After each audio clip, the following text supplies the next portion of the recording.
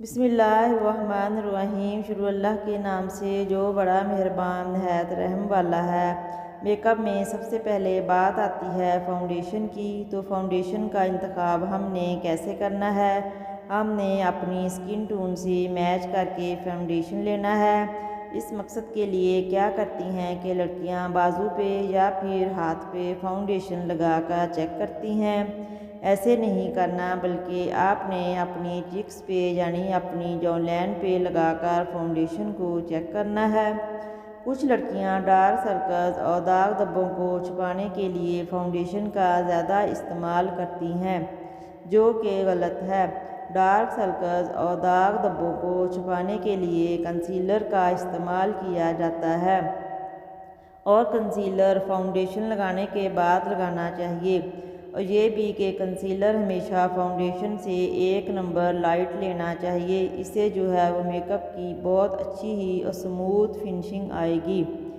اس کے بعد آ جاتی ہے لپسٹک۔ لپسٹک تو بہت ہی ضروری ہے، اور اس کے لیے میں آپ کے ساتھ ٹپس شیئر کر رہی ہوں۔ لپسٹک لگانے کے بعد ہونٹوں کو ملنا نہیں چاہیے، ورنہ لپسٹک سموتھ نہیں رہے گی، وہ پھیل جائے گی۔ اگر لپسٹک بہت زیادہ آپ استعمال کرتی ہیں تو ظاہر ہے کہ لپسٹک کے نقصانات زیادہ اثرات بھی ہیں۔ تو اس سے بچنے کے لیے آپ ہونٹوں پہ پہلے ویزلین لگائیں اور پھر لپسٹک لگائیں۔ ہونٹ لپسٹک کے اثرات سے محفوظ رہیں گے اور نرم و ملائم بھی رہیں گے۔ کچھ لپسٹک کافی پکی ہوتی ہیں، اس کو آسانی سے نہیں اتارا جا سکتا، جیسا کہ میٹ یا پھر اس کے لیے لانگ لاسٹنگ لپسٹک۔ یہ ہے کہ پہلے آپ ہونٹوں پر ویزلین لگا کر ٹشو سے صاف کر لیں، پھر بعد میں لپسٹک لگائیں۔ تو جب آپ نے لپسٹک اتارنی ہے تو وہ آسانی سے بھی اتر جائے گی اور ہونٹ بھی نرم و ملائم ہو جائیں گے۔ لپسٹک لگانے کے بعد اکثر لپسٹک دانتوں پر لگ جاتی ہے۔ یہ مسئلہ زیادہ تر ہماری ماؤں کے ساتھ پیش آتا ہے۔ لپسٹک دانتوں پر بھی لگ جاتی ہے تو ذرا بھی اچھی نہیں لگتی۔ اس مسئلے سے بچنے کے لیے لپسٹک لگانے کے بعد ہونٹوں کے درمیان انگلی رکھ لی جائے تو لپسٹک دانتوں پر نہیں لگے گی۔ اگر لپسٹک ختم ہونے والی ہو تو اس میں تھوڑا سا کوکونٹ آئل ڈال کر مکس کر لیں، اور لپسٹک جو ہے وہ دوبارہ اس کو استعمال کر سکتے ہیں، اور یہ کافی دفعہ چل جائے گی۔ اگر لپسٹک پھیل جائے تو اس سے ہاتھ سے صحیح نہیں کرنا چاہیے، اس سے لپسٹک مزید پھیل جائے گی۔ اسے ٹھیک کرنے کے لیے کاٹن بڈ لے لینی ہے، اس کے اوپر تھوڑی سی فاؤنڈیشن لگا کر لپسٹک کو صاف کر لیں اور پھر دوبارہ سے لپسٹک لگائیں تو بہت اچھی ہی سموتھ فنشنگ آئے گی۔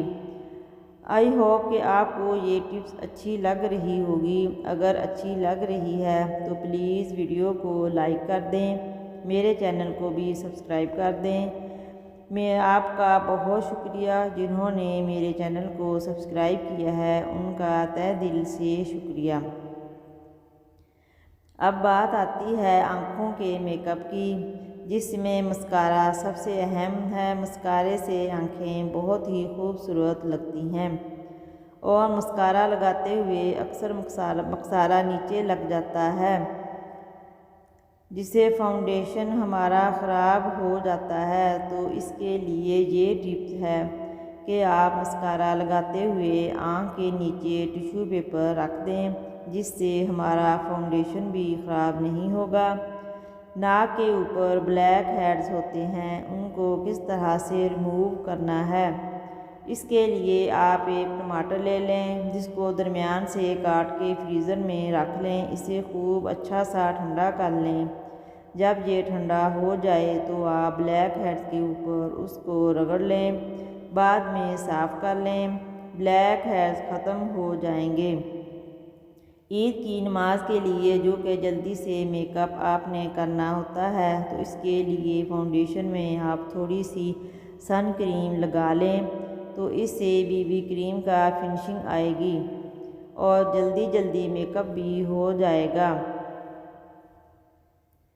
میک اپ اتارنے کے لیے کچھ ٹپس ہیں کہ چہرے کا میک اپ ہم نے نیچرل طریقے سے اتارنا ہے۔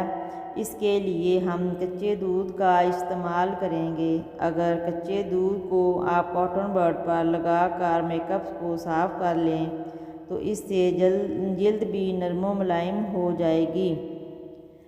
اگر یہ نہ کرنا چاہیں تو آپ روئی کے اوپر تھوڑا سا ایلو ویرا جیل بھی لگا کر میک اپ کو صاف کر سکتے ہیں۔ آئی پینسل کے لیے ٹپ ہے کہ آئی پینسل کو تیز کرنے کے لیے اس کو شارپ کیا جاتا ہے، لیکن اگر اس کو شارپ کرنے سے پہلے آپ تھوڑی دیر کے لیے فریزر میں رکھ لیا جائے تو اس طرح سے پینسل اچھے طریقے سے شارپ ہوگی اور ضائع بھی نہیں ہوگی۔